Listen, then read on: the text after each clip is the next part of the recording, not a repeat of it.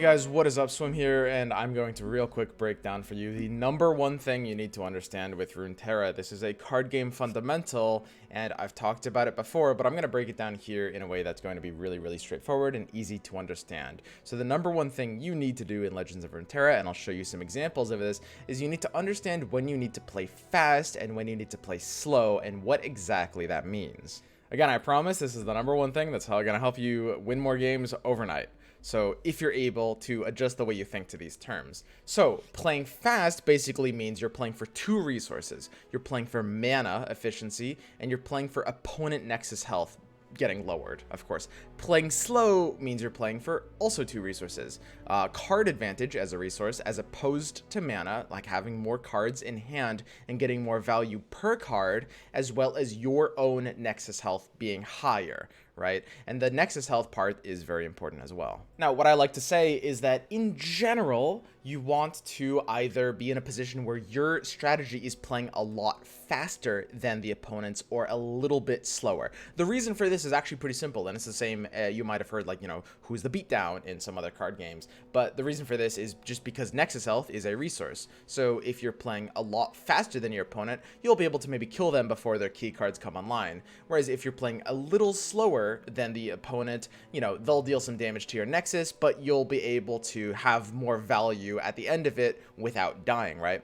But, the danger zone, if your strategy right now is a little bit faster than the opponent's, well, that's going to be really bad, of course, because you'll deal some nexus damage, but they'll survive and they'll outvalue you. And if you play a lot slower than your opponent, the same thing, you will probably die before you come online. So again, you want to be a lot faster or a little slower. This is pretty much represented in the typical rock, paper, scissors triangle of card games, which is mid-range tends to be aggro, control tends to be mid-range, and aggro tends to be control. This is a broad rule of thumb, and there are some examples, but in general, the reason for this triangle is exactly what I'm saying, a lot faster or a little slower. So what does this actually mean for you? Well, it's very important to understand how fast the opponent's deck is playing. If you're looking, before you're thinking about mulliganing, if you see Noxus is typically a very fast color, although, sometimes you can run it as a control support color if it's like paired with Heimerdinger, or maybe Ash can use Noxus to slow down the game a little bit. Piltover and Zaun is very flexible.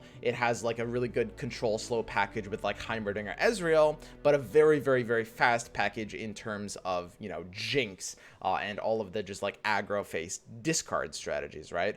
Ionia is mostly aggro with a little bit of control tendencies. If they're paired with Shadow Isles, they can definitely be a control deck, but most of their, value tools will be playing very fast and very cheap, a lot of elusives that will try to burn you down very quickly. Demacia is almost quintessential mid-range. Demacia is like, they're not fast enough to be aggro, and they don't really have good slow options either. They're just like the idea of just like middle of the field, play for the board, play for like value exchanges, and don't go too far in either direction. They're very balanced in that regard. And Shadow Isles tends to be pretty control-y, although they do have some aggro options. Most of Shadow Isles, when you see it paired with like Freljord, that's going to be control. When you see it paired with, like PNZ, that's pretty much going to be control. But, when you see it paired with something like Noxus, Elise is a very aggressive hero. That's going to be a fast deck. That's going to be aggro, right? And then lastly, we've got Freljord, which tends to be mid-range or control. They're kind of like a slower deck. They play for like long-term potential. They have a lot of like heavy things, stuff that snowballs late game, but they've also got some like just solid like middle of the field tools. Cards like Omenhawk, cards like Avarosen, Hearthguard are fine. They come online fairly early, and a lot of the Frostbite package is not really super slow either. So right at the start of the game, look at your opponent's colors and their champions, look at your colors and your champions, and ask yourself, who's faster, who's slower in this relationship, right? Whose side is time on? Who needs to like go fast to be able to win the game, right? And what should they do exactly, right? So if you're playing, let's say, a mid-range strategy against a control strategy, so let's say I'm playing Demacia, and I'm, again, quintessential mid-range, like I'm not too fast and I'm not too slow, and then we hit a Shadow Isles Freljord list, right, running like no champions or just Tryndamere, that's a really, really slow list. You know, Anivia would also be something super slow, like heavy things, stuff that's going to take a while to come online. So I'm faced with a decision, starting at the Mulligan screen, but it's going to be a decision that is going to be potentially changing as the game goes through, and depending on how we read their hand and how our hand plays out, which is, do I try to speed up my strategy? Do I mulligan for like early game aggressive cards and try to win early, or do I try to slow down my strategy? Do I try to maybe slow down a bit, mulligan for more cards that are going to give long-term value? These are going to be draw cards, Vanguard Redeemer. These are going to be expensive mana cards. You look at a draw card as something that just costs a lot of mana. Like, you play it over 2 turns and it will cost you a lot of net mana, because the value of a card that draws you another card like Shadow Assassin is, of course, when you play the second card, right? So these are going to be very, very slow to get value. And this is really where it's going to depend on your deck, your hand, and your situation, right? There's a lot you have to think about, and your strategy is going to be flexible. It's not just going to be, oh, in this matchup, let's play this way. A lot of it does depend on your hand, okay? So let's go ahead and show some examples of this playing out. So take a look at this game right here. We're playing effectively like a Fiora, like combo style deck. And we queue into Prismaticism, who is playing Freljord and PNZ. This is like a, you know, he has Ezreal, so it's going to be like Frostbite. It's going to be slow and grindy, and most importantly, as any good slow deck will do, it's basically going to stop you from trying to win too fast, right? Now, sometimes you can be like, okay, my best bet is to go fast and outrace them, and some of it depends on your opening hand, but most of it will depend on your deck. So we have Shadow Assassin, Double Fiora, and Emerald Awakener in our hand, and basically the idea here is, okay, he's going to be slowly grinding us down. What do we want to keep? Well, in this case, do we want to try to rush him down, or do we want to try to play for kind of like long term and see where that gets us? Do we want to try to outvalue him and slow our strategy down instead? And we actually elect, because we've queued into this matchup 3 times already in this day, and we've lost. It's a really, really favored matchup for Prismaticism on the slow deck, because Frostbite slaps Fiora combo decks. So we elect to try to slow it down. Basically, I'm saying with this call, I don't think my deck can like rush fast enough. It's not a kind of deck that can make itself go fast enough to get under you. So I'm going to try to slow myself down, hope you haven't drawn like multiple progress days, and I'm going to try to outvalue you instead. So here I mulligan Emerald Awakener, because he doesn't put early pressure. I won't need the lifesteal, but we're going to keep Shadow Assassin and the Fioras, because Shadow Assassin is a draw card. Really great for both conditions, actually, because it's elusive as well. And Fiora will kind of force removal on his end, allowing us to get like more long-term value. But then on turn 5, something really big changes. We've drawn the second Shadow Assassin at this point. Opponent's down to 17. He's letting in some chip damage, and he goes for an Avalanche that we actually have the deny option for. So this actually presents a really, really interesting opportunity. If we go for the deny here, we can force out, you know, a lot of pressure tools, see how he responds.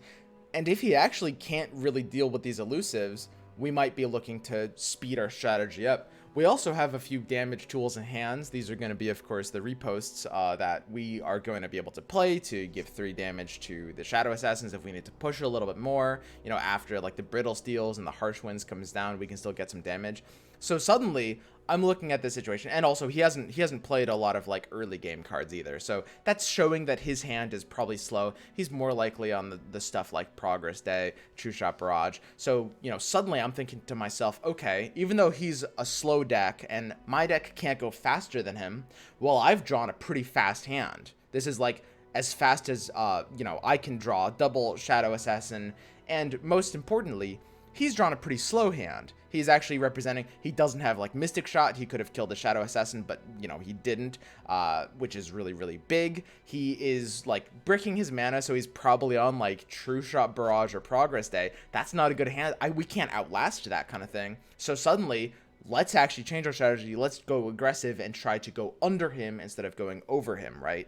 If that makes sense. So just think in these terms exactly, you know, think in terms of fast, think in terms of slow, think in terms of, you know, I mean, matchup counters will matter, but this is like the #1 thing to think about, right? So when you go into a game, identify, you know, whether you should think about playing faster or think about playing slower, and then be flexible depending on how the hands play out as well. Because while a certain deck might be a slow deck, it can draw like a medium paced hand. And, you know, a fast deck can also draw like a medium paced hand, right? Like the deck is a generalization and the hand state is what is actually happening in that game, right? And just as another example, very, very common state is going to be mirror matches. So mirror matches, of course, if you're playing the same deck or a very similar archetype as your opponent, maybe a few cards are different, but you're playing kind of the same general strategy.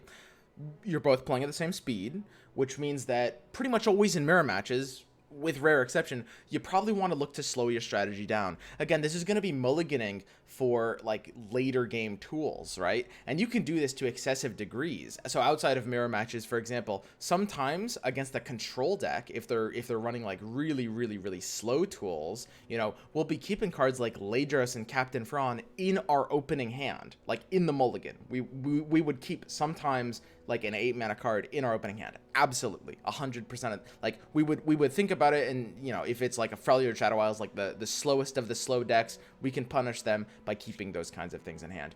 But in terms of mirror matches, you also want to slow down a little bit in that regard. So keep, you know, a lot more of the cards. Draw cards are going to be good. Glimpse Beyond, Vanguard Redeemer, you know, you're pretty much always keeping Avros and Sentry, like no matter what. But your draw cards are going to be premium. You're going to change the way you play as well. Navori Conspirator, I'm going to use Elusive Mirrors as an example because they're all over ladder right now. But, you know, if you've got Navori Conspirator, you know, let's say you draw it on like turn 4 or turn 5 in the mirror match, you could use it on you know, Inspiring Mentor like you normally do, but you know, look at the board state, look at how things are playing out and think to yourself, do I want to slow this down? Do I want to instead use my Navori Conspirator on a Shadow Assassin so that I get an extra draw? This is much less mana efficient, but much more card advantage efficient. And again, mana is the fast resource, card advantage is the slow resource. Okay, keep that in mind. So these are the kind of things you need to think about, and if you think in these terms, you will become a much better player overnight, I promise. All right, guys, that's going to be it for me, and I'll see you guys next time.